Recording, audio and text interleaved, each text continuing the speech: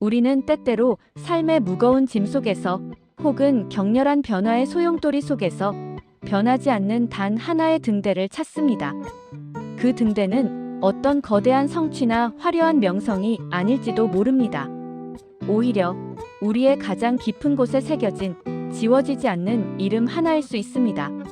그 이름은 우리가 세상에 보내는 가장 진솔한 편지이며 우리가 이 땅을 딛고 서 있는 이유를 속삭이는 영원의 주문입니다. 지금부터 펼쳐질 이 이야기는 바로 그 이름, 그리고 그 이름이 지켜온 70년의 시간을 건너온 한 통의 편지에서 시작됩니다.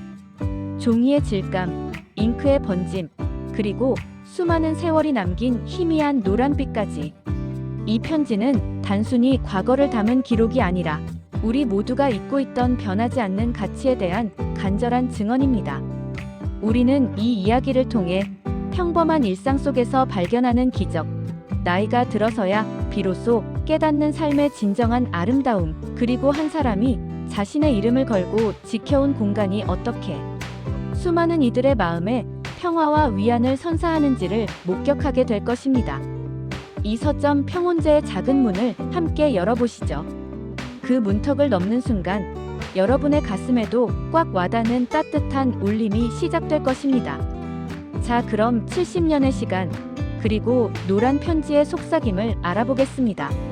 사람은 누구나 평생의 마지막 순간까지도 지워지지 않는 이름 하나를 마음에 품고 살아가야 합니다.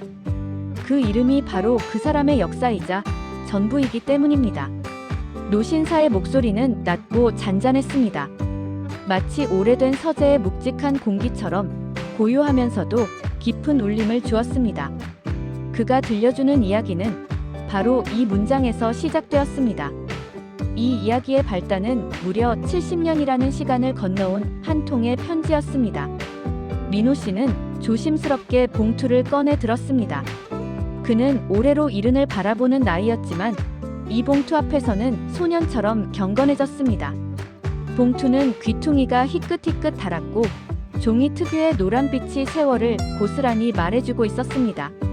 햇빛 아래 비춰보니 희미하게 보이는 직인과 주소는 이미 오래전에 사라진 지명처럼 느껴졌습니다. 소중하게 간직해온 오래된 봉투를 꺼내들었을 때 얇은 종이 가루와 함께 묵직한 시간의 먼지가 손끝에 묻어났습니다. 이게 할아버지의 마지막 편지였지. 민호 씨는 은쫄였습니다.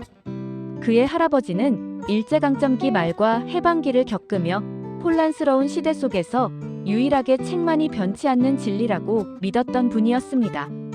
이 편지는 할아버지가 생전에 운영하던 작은 서점이 문을 닫기 직전 미래의 후손에게 남긴 일종의 유언장과 같았습니다.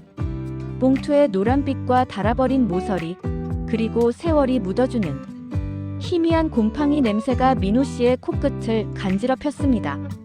이 냄새는 단순히 오래된 종이 냄새가 아니라 그가 태어나기도 전에 존재했던 한 시대의 공기와 그의 혈통 속에 흐르는 책에 대한 사랑의 원형이었습니다. 이야기는 현재로 돌아옵니다. 민호 씨가 살고 있는 곳은 경기도의 한 소도시입니다. 사람들이 많지도 적지도 않은 딱 적당히 조용한 동네. 흔히 신도시라 불리는 곳의 시끄러움과 완전히 고립된 시골의 적막함 사이의 평화로운 경계에 위치한 곳입니다. 그곳에는 30년 넘게 한자리를 지킨 작은 서점이 있습니다. 그 서점의 이름은 평온제.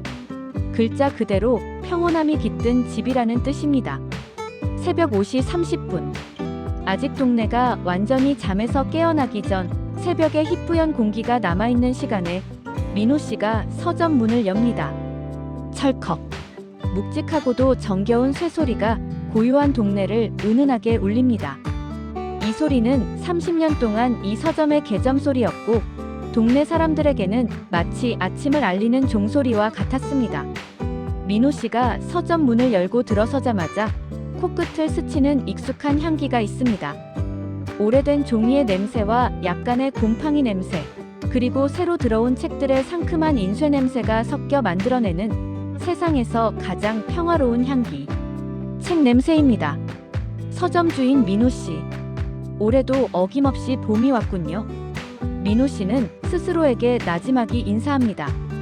민호 씨의 일상은 단조롭지만 그 단조로움 속에 철학이 깃들어 있습니다. 그의 손은 부드럽습니다. 책의 표지, 페이지의 모서리를 다룰 때마다 그의 손길은 마치 귀중한 보물을 만지는 것처럼 조심스럽습니다. 책을 다루는 손끝에 세월이 묻어 있습니다. 민호 씨는 화려한 경력을 가진 사람이 아니었습니다. 그는 평생을 성실한 공무원으로 살았습니다. 꼼꼼하게 서류를 정리하고 규정대로 일을 처리하는, 어쩌면 지루해 보일 수도 있는 삶이었습니다. 하지만 그에게는 평생 동안 간직한 작은 꿈이 있었습니다. 바로 책 냄새가 가득한 공간의 주인이 되는 것이었습니다. 평생 공무원으로 살다 은퇴한 뒤 책 냄새가 좋아서 시작했다는 이 서점은 어느덧 그의 삶을 지탱해주는 유일한 취미이자 존재의 이유가 되었습니다.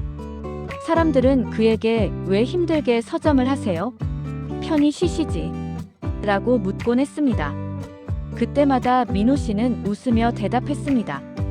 편히 쉬는 것도 좋지만 저는 매일 아침 이 책들을 만지는 것이 가장 편합니다. 제게는 이게 가장 좋은 휴식이에요. 민호 씨가 낡은 빗자루로 서점 앞을 쓸고 있을 때였습니다. 사장님, 오늘도 일찍 나오셨네요. 단골 손님 한 분이 서점을 들어서며 활짝 웃습니다. 그는 근처 초등학교 선생님으로 항상 아침 일찍 서점에 들러 커피 한 잔을 마시며 그날 가르칠 수업 자료를 뒤적이는 습관이 있었습니다. 민호 씨가 웃으며 서점도 나이가 있어서요. 아침에 좀 일찍 열어야 기지개를 펴거든요. 선생님은 민호 씨의 농담에 환한 웃음을 터뜨렸습니다. 민호 씨는 농담처럼 말했지만 실은 평범함이 주는 안정감에 누구보다 의지하고 있었습니다. 그의 삶은 잔잔했고 큰 변화도 없었습니다. 공무원 시절부터 서점 주인이 된 지금까지 그의 일상은 늘 같은 시간에 시작하고 같은 시간에 끝났습니다. 변화 없이 하루하루가 흘러가는 것이 오히려 민호 씨에게는 가장 큰 안심이었습니다. 예측할 수 없는 세상 속에서 자신의 서점만큼은 변하지 않는 성역이기를 바랐습니다. 시간이 흐르면서 그의 목소리 톤이 서서히 낡아졌습니다.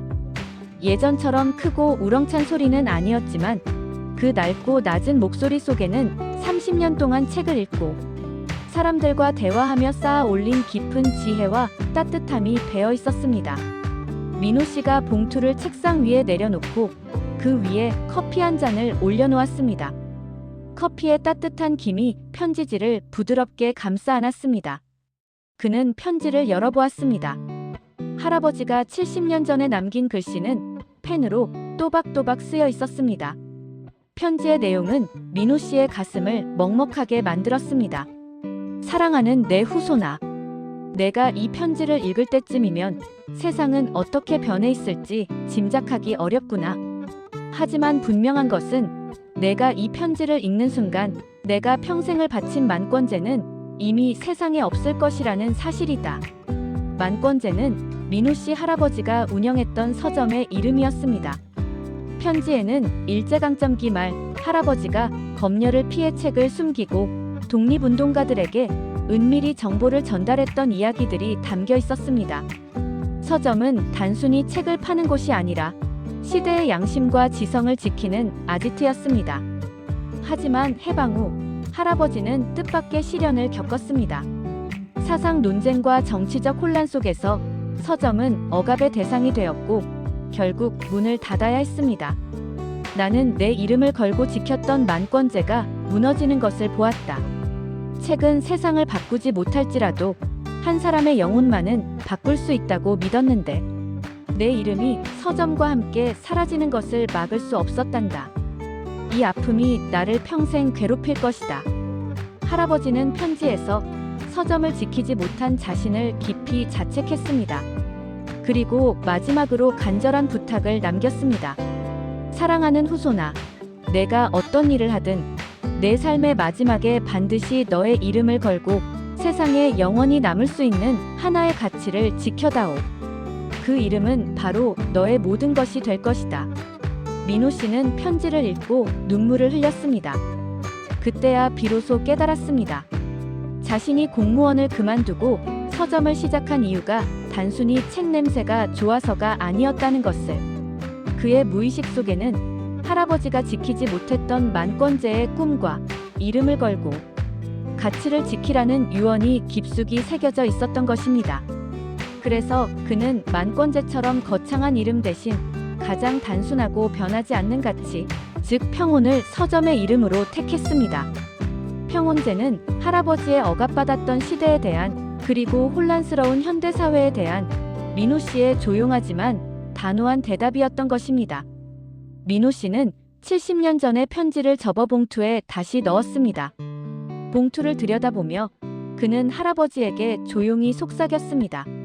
할아버지, 저는 제 이름 민호를 걸고 이 작은 평온제를 지키겠습니다. 책은 여전히 세상을 바꾸고 있습니다. 그리고 이곳은 사람들이 세상의 소용돌이 속에서 잠시 멈춰서서 자신의 이름이 무엇인지 다시 생각하게 만드는 영원한 안식처가 될 것입니다. 시간은 흘러 민호 씨는 이제 여든을 바라보고 있습니다.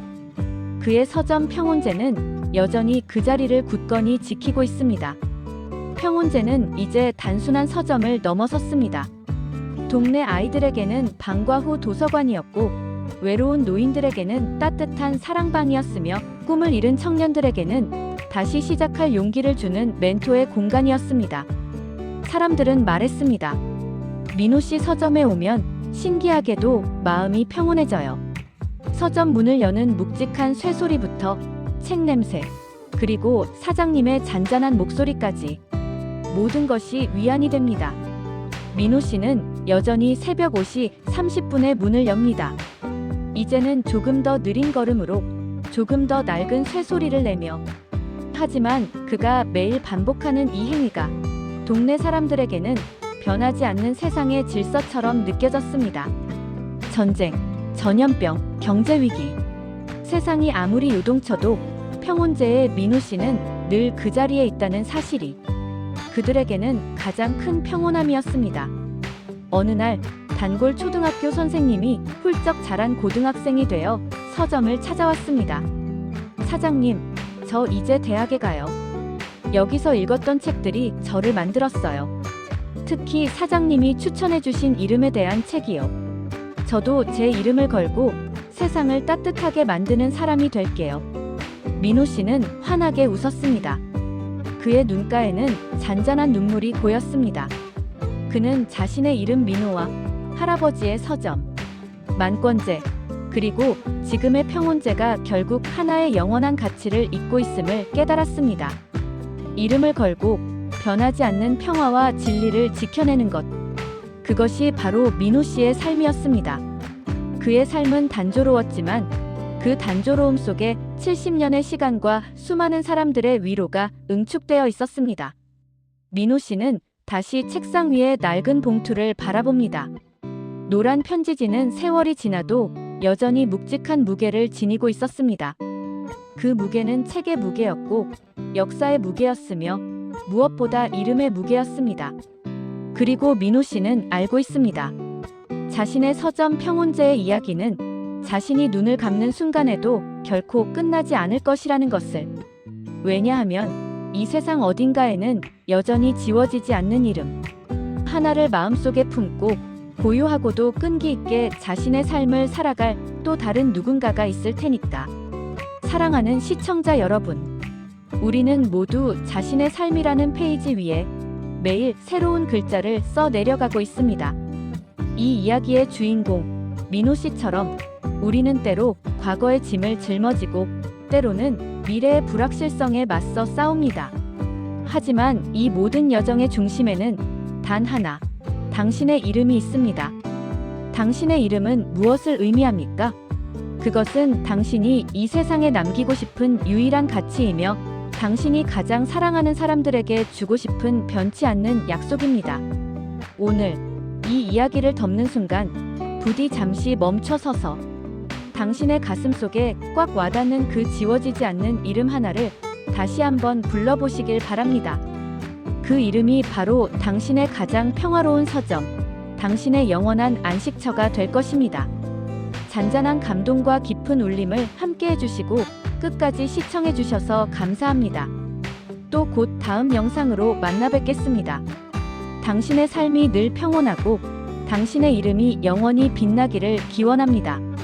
감사합니다.